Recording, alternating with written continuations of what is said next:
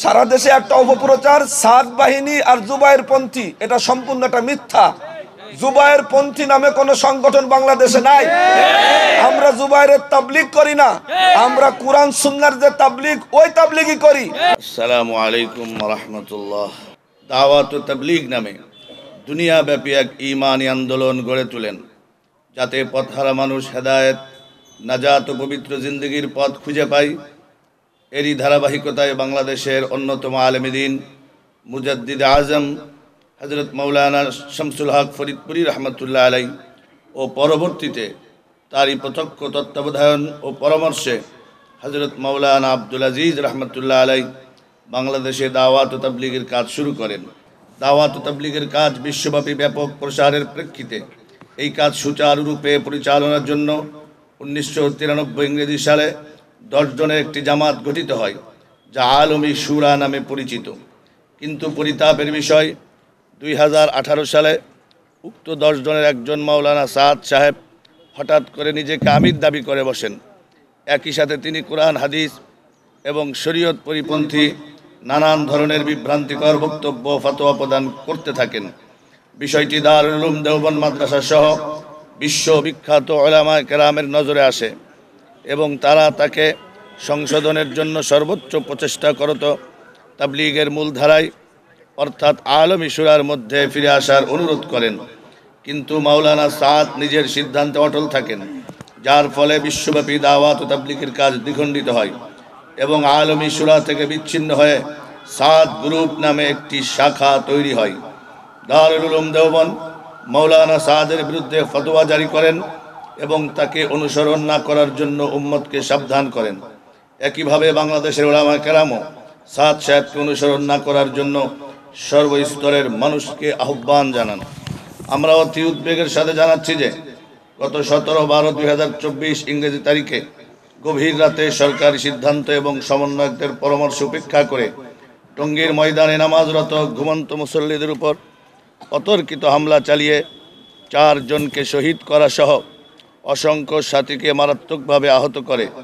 এহেন বর্বরোচিত হত্যাকাণ্ডের প্রতিবাদে দেশের শীর্ষস্থানীয় উলামায়ে কেরাম এবং তাবলীগের আলমী শুরার পক্ষ থেকে সাংবাদিক সম্মেলন করে সাদপন্থী সন্ত্রাসী গ্রুপের সমস্ত কার্যক্রম বাংলাদেশে নিষিদ্ধের দাবি জানান।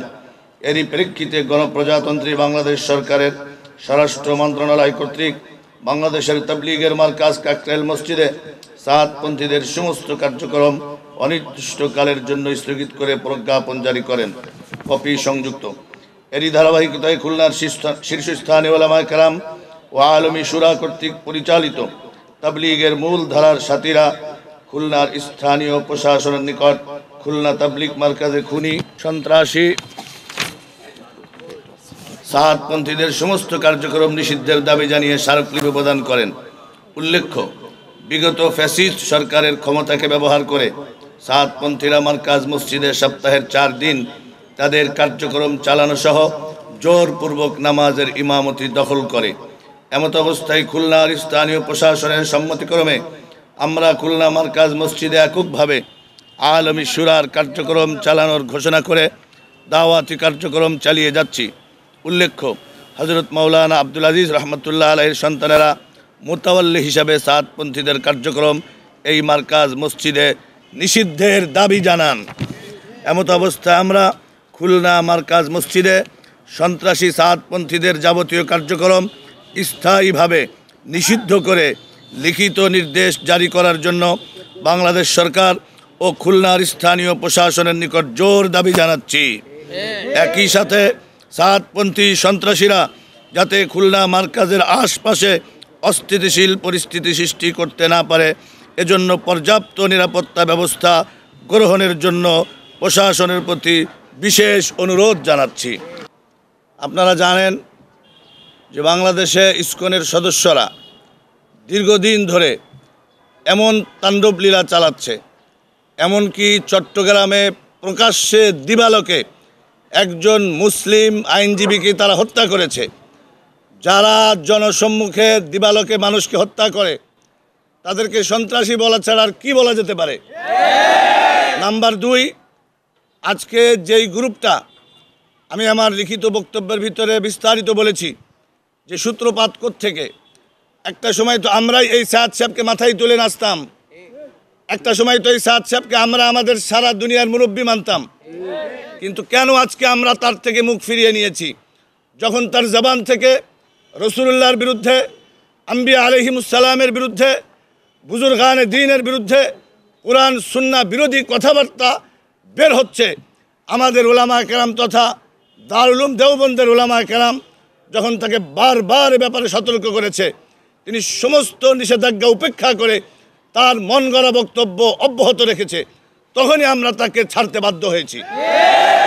শেষ কথা হলো, যেই সম্প্রদায় একজন ব্যক্তি বিশেষকে প্রধান মনে করে এবং এদেশের আলেম সমাজকে, এদেশের নিরীহ তবলিগের সাথীদের উপরে একেবারে গভীর রজনীতে অতর্কিত হামলা করে, যারা হামলা করে, যারা মানুষকে পঙ্গু করে, চারজন ভাইকে শহীদ করে, এরা সন্ত্রাসী ছাড়া আর কি হতে পারে? এরা শুধু সন্ত্রাসী নয়, আজকে আমাদের লিখিত বক্তব্যে সংক্ষেপে বলা আছে, কিন্তু বিস্তারিত বলছি। আমরা তো মনে করতাম এই গ্রুপটা শুধুমাত্র দিল্লির সাদের অনুসারী, এখন আমি দেখতেছি এই গ্রুপ শুধু দিল্লির সাদের অনুসারী না, এরা রীতিমতো দিল্লির মোদির অনুসারী।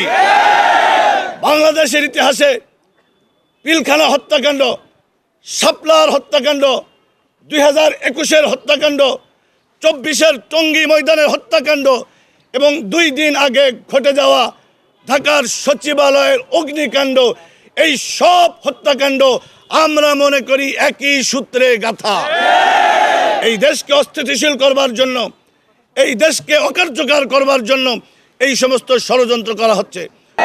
তারা শুধু সন্ত্রাসী না, তারা রীতিমতো খুনি, তারা ডাকাত, তারা দুর্ধর্ষ, তারা এদেশের ঈমান, ইসলাম, আকীদা, আলেম, উলামা, মসজিদ, মাদ্রাসা এবং সর্বসাধারণ জনগণের জন্য হুমকি স্বরূপ। অতএব অনতিবিলম্বে আমি আবারও দাবি জানাচ্ছি, তাদেরকে অনির্দিষ্টকালের জন্য খুলনা মার্কাজ এরিয়ার মধ্যে যেন প্রশাসন তাদেরকে প্রবেশ করতে না দেয়। সুতরাং আমাদের বক্তব্য পরিষ্কার।